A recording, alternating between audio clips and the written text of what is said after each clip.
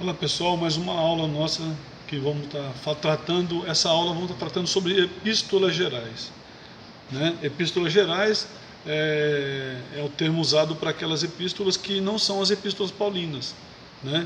Que são as epístolas dos evangelhos que tratam a questão de, até porque porque ela não está endereçada muito a ninguém, né? Não é endereçada bem às igrejas, mas gerais porque aos cristãos primitivos. Tá bom? No decorrer da aula nós vamos estar falando sobre isso, te explicando. Então, a partir de agora eu quero que você preste atenção e entenda que à medida que o movimento cristão foi crescendo, né, se espalhando além das fronteiras da Palestina, daquele território daquela época, que hoje nós chamamos de Palestina, né? Só por nível de curiosidade, a palavra Palestina significa Filistina, que vem de filisteus, de Filistina, que da Bíblia vai se transformar em Palestina. Tá? Só para nível de curiosidade. Então, à medida que o movimento cristão ele foi crescendo, se espalhando além das fronteiras da Palestina, né, em distância geográfica, cada vez mais introduzidos, foi necessário o uso de cartas por causa da distância, né? Então, essas cartas dessas epístolas gerais, essas cartas vão ser distribuídas para aqueles cristãos que estão se espalhando por todo aquele mundo antigo. Antes de falarmos um pouquinho mais, eu queria mostrar para você o seguinte: a Bíblia está dividida em dois livros, né, o Antigo Testamento e o Novo Testamento.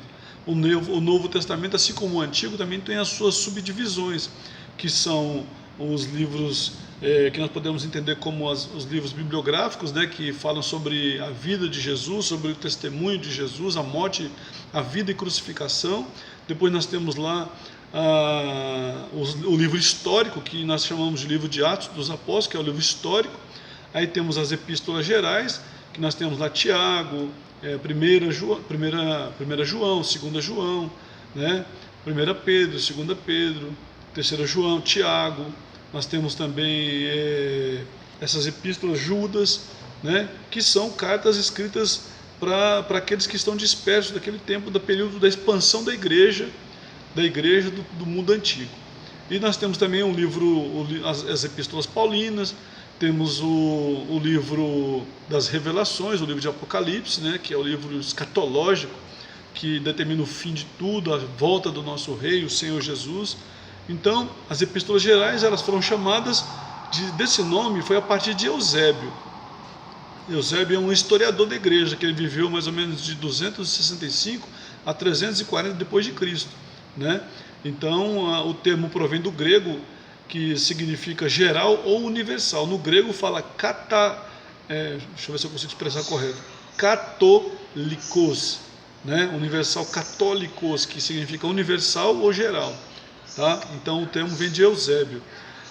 Quais são essas epístolas? Nós falamos no início, as epístolas gerais. Hebreus. Alguns autores não trazem Hebreus, porque alguns estudiosos atribuem a epístola de Hebreus ao apóstolo Paulo.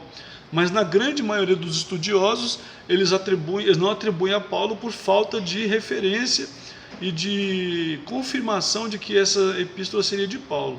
Então, dentro desse estudo, nós vamos trabalhar aqui com Hebreus sendo epístolas gerais. Tá, então, Hebreus, Tiago, 1 e 2 Pedro, 1, 2 e 3 João e Judas. Tá? E em resumo, né, só para você ter uma ideia, quando você estiver fazendo sua leitura, seu estudo, você lembrar bem, ao ver esse vídeo também, você vai lembrar que Hebreus ele fala sobre a superioridade de Cristo em relação a quem? A Moisés, aos anjos, que depois eu vou falar para você também. Tiago, fé e obras, né? 1 Pedro, como vencer no meio do sofrimento. Diante do sofrimento, como é que eu vou vencer? Sendo cristão. 2 Pedro, crescendo em Cristo até que Ele volte, que eu possa viver uma vida edificada, eu levante a minha vida em Cristo até que Ele volte.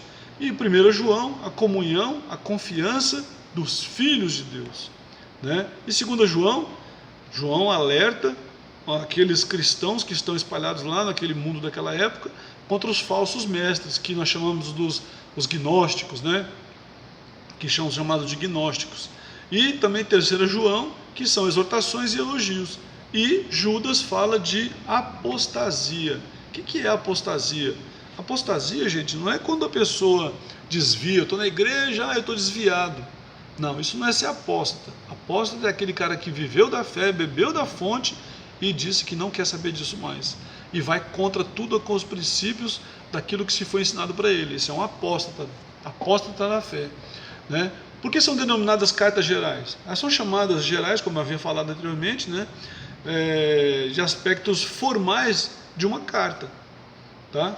Por quê? Uma carta ela tem um escritor, um destino, uma saudação, uma oração, uma doxologia, um louvor a Deus e o conteúdo e a despedida, no que se diz respeito a essas epístolas, né? Epístolas ou cartas. O que é epístola? Epístola é uma coisa de carta? Nós usamos o termo carta por causa das nossas linguagens, mas epístola era para trazer uma distinção desse conteúdo, um conteúdo religioso, um conteúdo mais sistemático, mais profundo, dentro daqueles dogmático, né? Então eu usava-se essa expressão epístolas, tá, entendeu? Ao estudar ela, nós temos que levar em conta o quê? Contextos. Eu não posso pegar uma carta que foi escrita dentro de há quanto tempo? Quase 2000 e tantos anos, e ler ela como se ela fosse para mim hoje.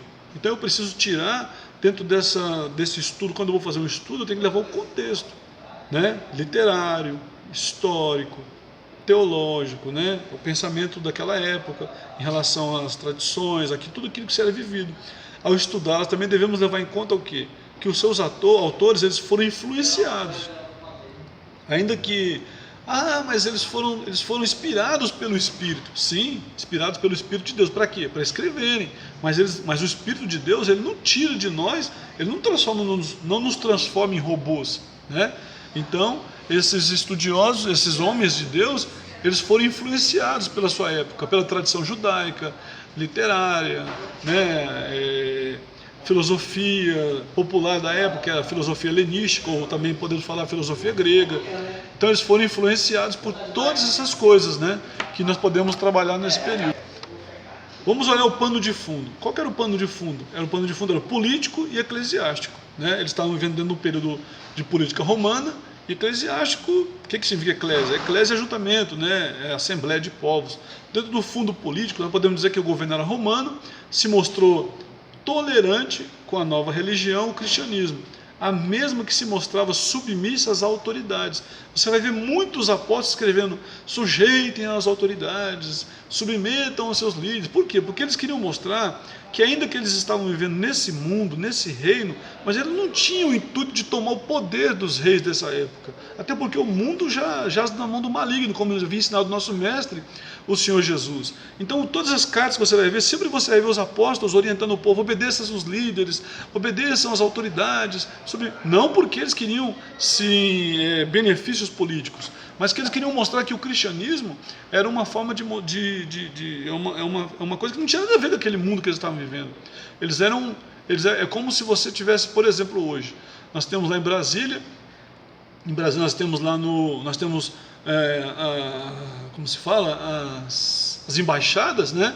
E os caras não interferem na nossa política, não interferem, mas eles estão lá, né, para atender os interesses do povo deles, dos norte-americanos, dos belgas, de gente de inúmeros países. Eles estão lá, o precisou daquilo, atende os interesses deles, eles são atendidos pela comunidade dentro da embaixada, vivem no território da embaixada, mas eles não interferem no governo político.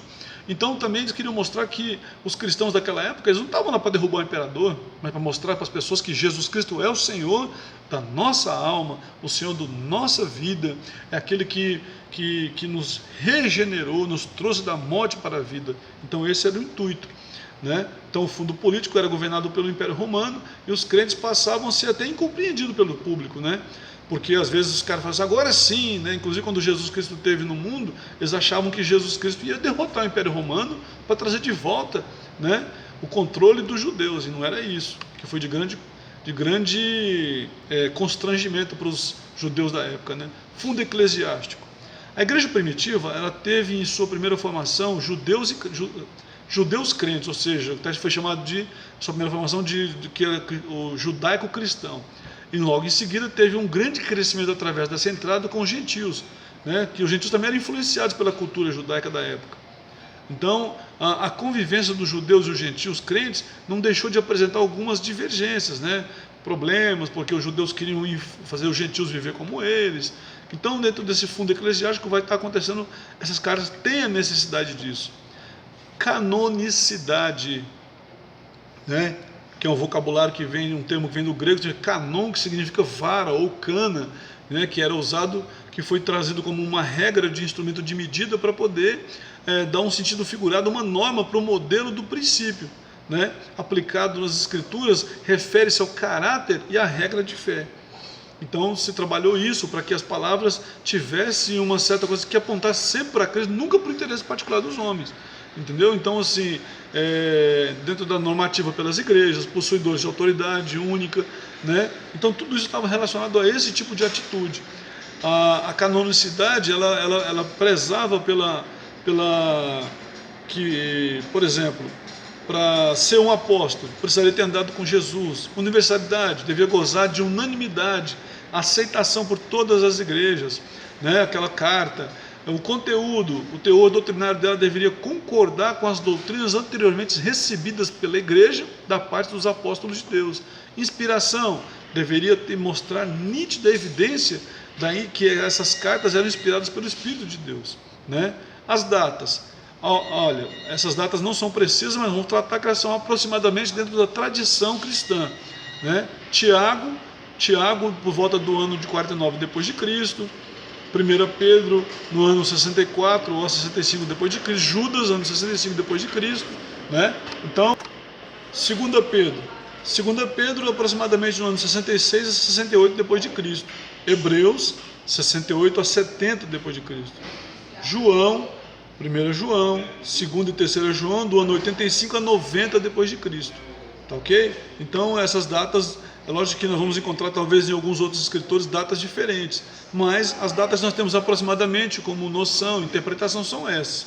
Por exemplo, as epístolas aos Hebreus. As epístolas aos Hebreus, elas não são iguais a nenhum outro livro do Novo Testamento. Ela começa com um tratado, continua com um sermão e conclui com uma carta. Ou seja, começa como tratado e termina como carta. Essa é a visão daquele Robertson, né, citado pelo Brodus de Hawley, que é um norte-americano. A autoria dos Hebreus, né? A autoria da carta aos Hebreus, ela é anônima, como eu havia falado para vocês. Essa epístola está entrando nos epístolas gerais porque ela era anônima. Por isso que alguns autores trabalham como epístolas gerais, pela falta de saudação, nos privam de um conhecimento de quem escreveu, né? Algumas pessoas dizem que foi Paulo pela escritura, mas isso são controvérsias, né? Então, a origem dela, né? A origem, a expressão, os da Itália vos saúdam, né? Então, alguns trazem essa destinação. Então, são mais a questão assim que tem que se aprofundar mais nessa questão do estudo dela, tá ok?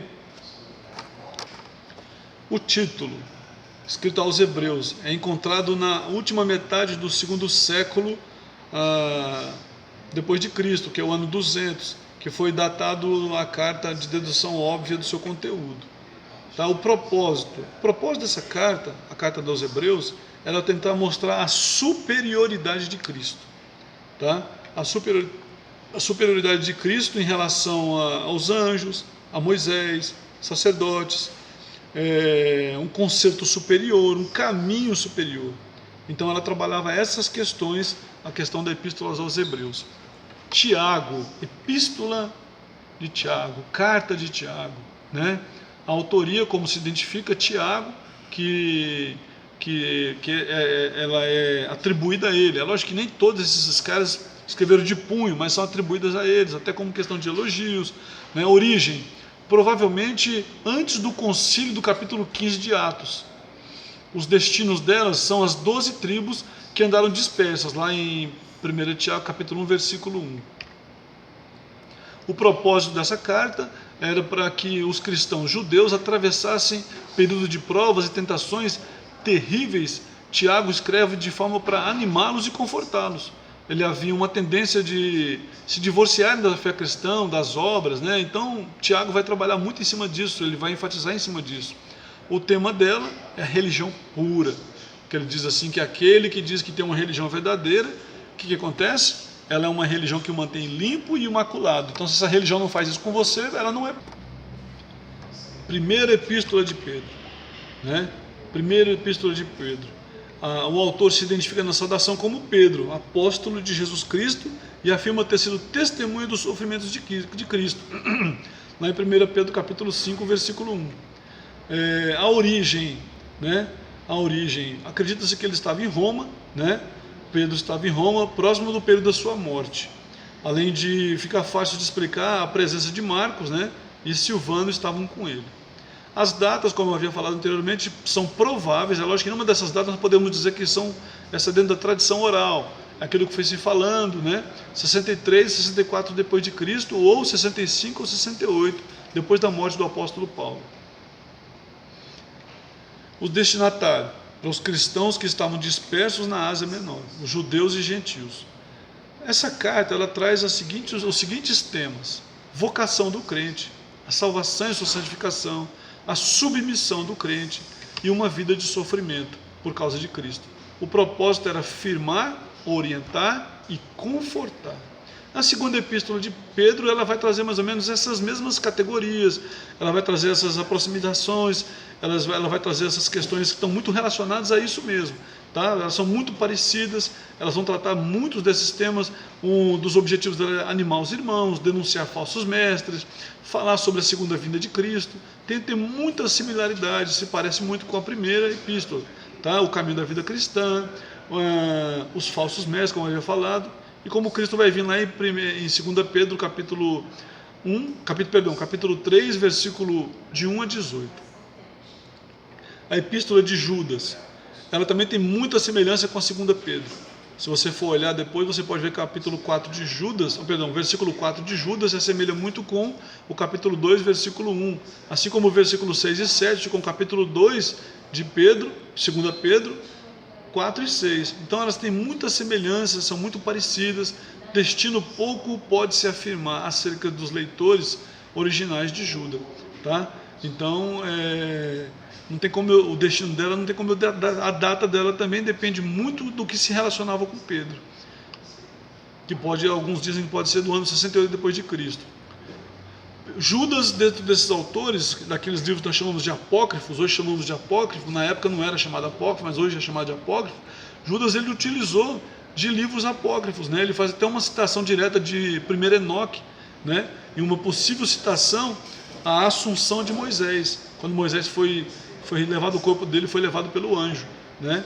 Então a introdução dela, ela trabalha a denúncia da impiedade, o anúncio do julgamento dos falsos mestres, que vão ser julgados, e a exortação da bênção final. É uma das únicas que traz uma bênção, que eu vou ler para vocês, que ele diz assim: ora, aquele que é poderoso para vos guardar de tropeçar e apresentar-vos irrepreensível com alegria perante a sua glória, ao anúncio do sábio Salvador nosso, seja glória, majestade, domínio e poder, agora e para todo sempre. Amém. Judas versículo 25 e 24. Tá ok? Eu espero que essa reflexão traga para você uma ajuda, para você que vai estar estudando esse conteúdo, e que você faça um bom proveito e tenha uma boa aula, e que você fique na paz. Deus te abençoe.